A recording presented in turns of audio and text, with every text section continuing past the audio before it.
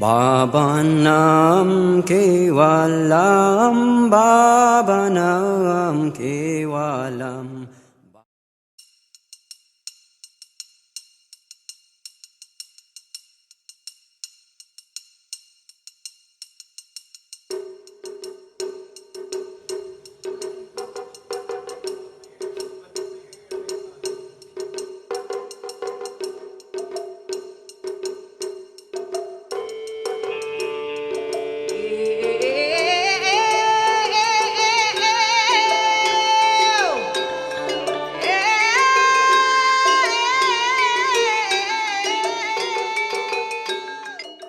Wala kayo sa aming prinsipyo at katapangan.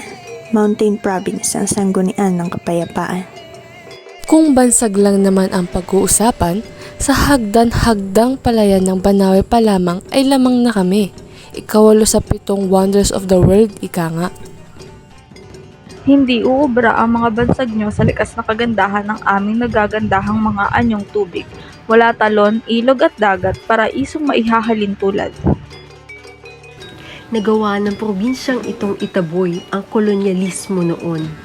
Kalinga na ang ibig sabihin ay palaban at ito ang siyang aming patutunayan. Ay, yun na yun. Wala yan sa Apayao. Sa Apayao may Cordilleras Las Nature Frontier. Ito ang ibanansag sa amin. Kalikasan ay inaangat. Pagkabuhayan ay lulubos pa sa apat. Literal namang mas angat sa amin. Preskot malamig. Mga produktong putas talagang kaibig-ibig. Mga kapatid, mga kaibigan, huwag nang magtalo, tayo magkaisa.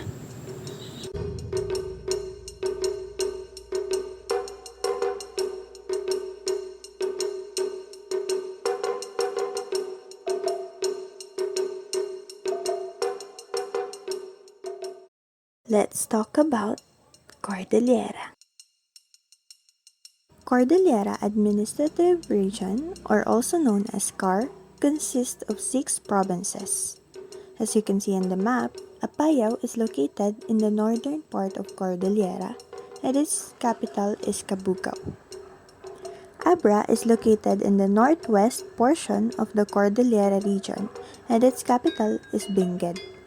Kalinga is located in the northeast part, and its capital is Tabuk. In the central part of Cordillera, there is Mountain Province and its capital Buntok. Ifugao is located in the southeastern portion and its capital is Lagawe. Benguet is located in the southern part of Cordillera, and Baguio City is situated inside Benguet Province. Cordillera is the only landlocked region in the Philippines which consists of many mountain ranges.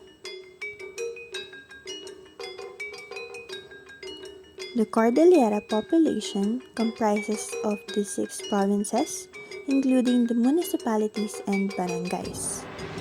The region of Cordillera is the native land of the Igorots. The Igorots are the main indigenous group that is commonly found in the region. It is categorized into 6 ethno-linguistic groups. The people from Abra are called Itneg, people from Apayao are called Isnag, Kankani are the people from Benguet, and Bontoc tribe are the people from Mountain Province. Meanwhile, Kalinga and Ifugao tribes are named as it is.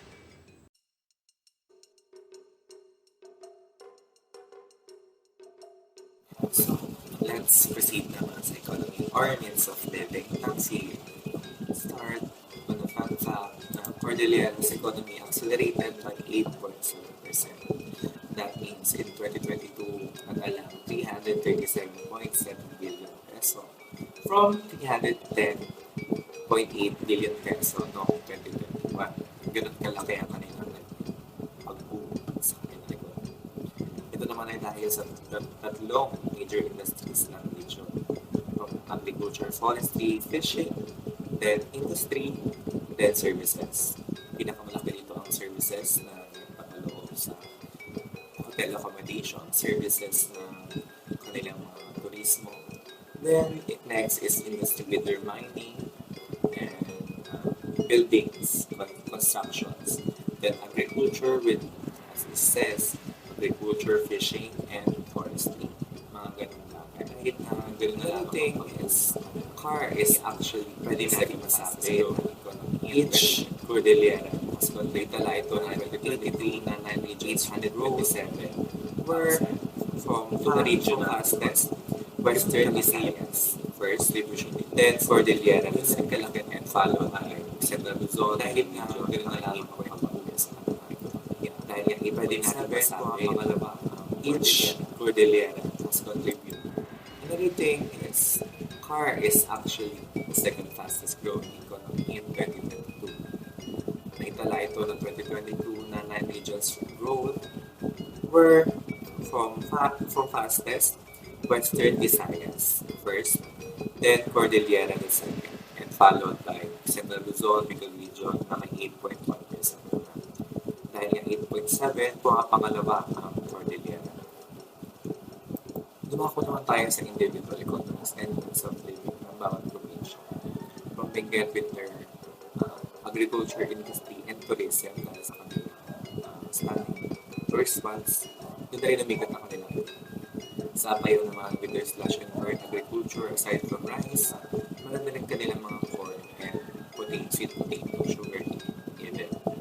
Sa Abra naman with their economy also centered around agriculture with how they offer corn, sweet potato, rice, even tobacco and coconut. Sa Mountain Province naman ang agrikultura din naging kanilang source of income as well as tourism. Kilala din ang town na Masagala bilang tourist spot. Sa Ifugao naman, kilala din agrikultura at turista sa kanila. Dahil rin sa Barangay Expresses na nakakaakit ng mga maraming turista at naging source of income sa mga tao dito. Sa kanila naman, lastly ay ang living condition. Naging itong ways of living ng kanilang kababaihan. Ito ang source of income ng kababaihan sa lugar. Dahil kanilang skills ay na-develop from living. Ito lamang ang lahat ng economy or means of living ng CER at kanilang individual na probinsya. So now, let's talk about the languages and dialects sa mga province ng CAR. According to the Philippine Statistics Authority, 39.83% ng households sa CAR ay nagsasalita ng Ilocano. Basically, yun yung pinaka-main language na binibigas nila sa CAR, and 39.83% ng household ang nagsasalita nito. Pero aside from Ilocano, here are the following Cordillera languages that are spoken in each province according to Ethnologue.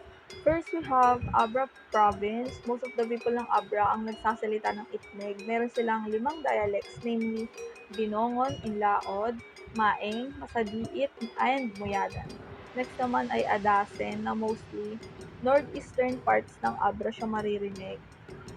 Mabaka Valley Kalinga na dialect naman ang nasa western part ng Abra, and lastly, Northern Kankanaey, which is spoken in Tubo Municipality. Next, we have Apayao Province. Sa Apayao naman ay andun ang Isneg language na divided into Bayag, Dibagat Kabugao, Kalanasan, Karagawan, and Talifugiripang dialects. Next is Adasen na closely similar sa Isneg and mostly spoken sa western part ng Apayao. Limos Kalinga and Mabaka Valley Kalinga naman ay dialect ng Kalinga language na spoken sa Coner Municipality.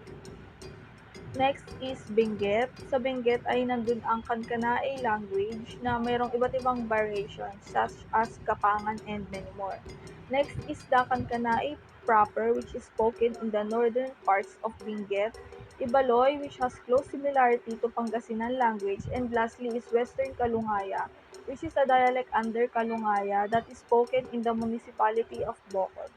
Fourth, we have Ifugao, and under Ifugao is the Ifugao language with its main dialects such as Amganad, Batad, and many more.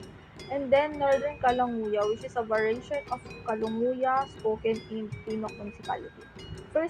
Fifth, we have Kalinga, doon naman ang Balanga, which is spoken in Tanudan Municipality. Kalinga, which is divided into 8 different languages, and Basadiit Itneg na dialect naman ng Itneg language sa western border strip ng Kalinga. Lastly, we have Mountain Province. Dito naman yung Bontoc language or mas kilala bilang Finalig na mayroong 5 variation. Mahukayang Kalinga na dialect ng Kalinga language and mostly spoken in Paracelis Municipality at Northern Kankanaey, which is spoken sa Western Mountain Province. Next are the examples such as what's your name? In Ilocano, it's anya tinagan mo. Sa Kankanaey, sinon nga dan mo. And in Ifugao, hipay nga dan mo. Next is yes, which is in Ilocano and Northern Kankanaey is when. Aw in Kankanaey proper and Owen in Ibaloy. So, after learning about Cordillera Administrative Region's language, let us now proceed to the literature. So, sinasabi dito na yung Carda is one of the regions in the Philippines na rich pagdating sa kanilang literature in a way na mas na-represent nila yung kanilang culture and traditions and customs compared to other regions na mas nakafocus sa individual experiences rather than their culture. So, to know more about Car's literature, let us know who are one or few of their literary artists. So, starting with number 1, Amador T. Baguio, which is the author of The Wedding Dance na na-discuss na nga natin previously with Mac. And aside from The Wedding Dance, kilala din siya sa kanyang fictions and poems. And meron din siya iba pang mga stories na na-publish, including yung Bataan Harvest and The Flaming Liar. Next naman is si Lakay Gume. So, siya naman daw yung author ng The Aloti or The Rice Guard. Basically, yung story na pinublish niya is about a man na mayroong rice farm pero pinapeste yun ng mga rats. Hindi lang sa kanya kundi sa buong community nila. So, one time, nag-pray daw siya sa gods and then bigla na lang daw walang dumadalaw sa kanya or namemeste sa kanya ng mga daga. So, nung nakita niya na may isang creature daw, in-assume niya na yung creature na yun yung dahilan kung bakit nawala na yung mga rats and pinagpasalamat niya yung God's daw. So, yun. Next naman, lastly, hindi lang sila yung literary artist ng Car, pero one of the well-known artists lang. But, si Edith L. Chempo ay taga-Car din siya and yung kilala sa kanya na poem or literature niya ay yung Bonsai, which is naka-focus naman sa love naman. Bukod sa literary artist ng Cordillera Administrative Region, andito rin yung kanilang literature. So, in-include namin dito yung literature per provinces under ng Cordillera Administrative Region. So, unang dito is sa Ifugao, which is How Balitok and Bugan obtained children. So, dito sa story na to, isa siyang methodology. So, parang Greek methodology, Philippine methodology. So, pinapakita nito kung paano nagsimula yung lahat-lahat. In this case, kung paano nagkaroon ng mga taga-Ifugao. Next is from Kalinga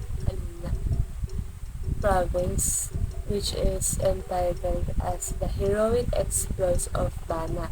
Isa siyang epic poetry, parang similar siya sa Ambi Agni Lamang na pinapakita din yung heroic traits nila na pinapakita dito sa story nito yung bravery ni Bana na mga taga-Kalinga.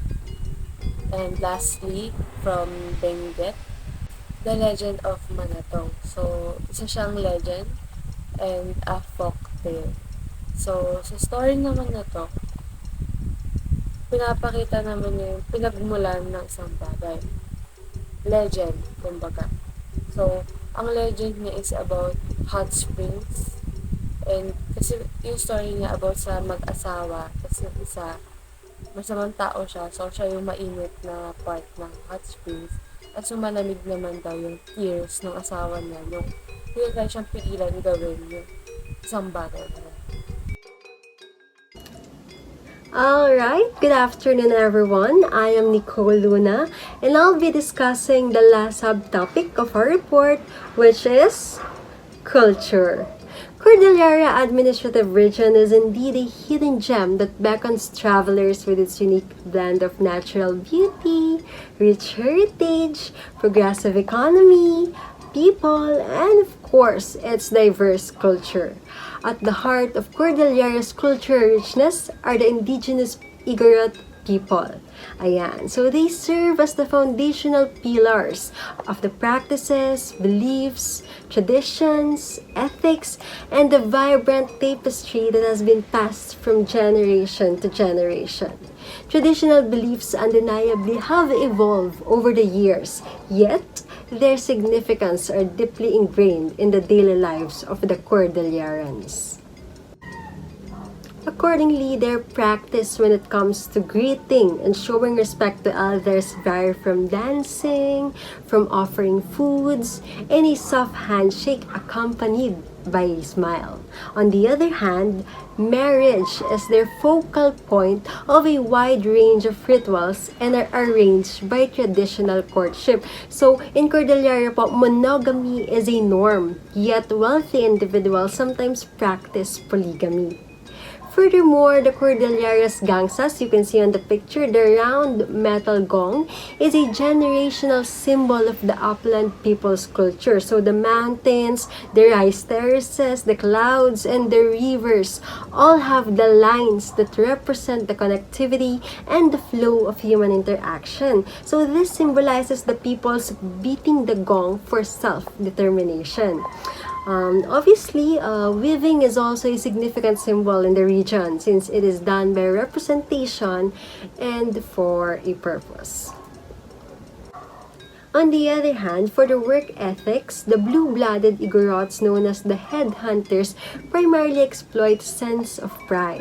Nonetheless, because of the reciprocal headhunting raids, ayan na po yung talaga nagpapatayan na sila. They're displaying their opponent's head sa mga places nila. Because of those raids, a peace pact system has been established and this taught them to be trustworthy, implementing the virtue of inayan.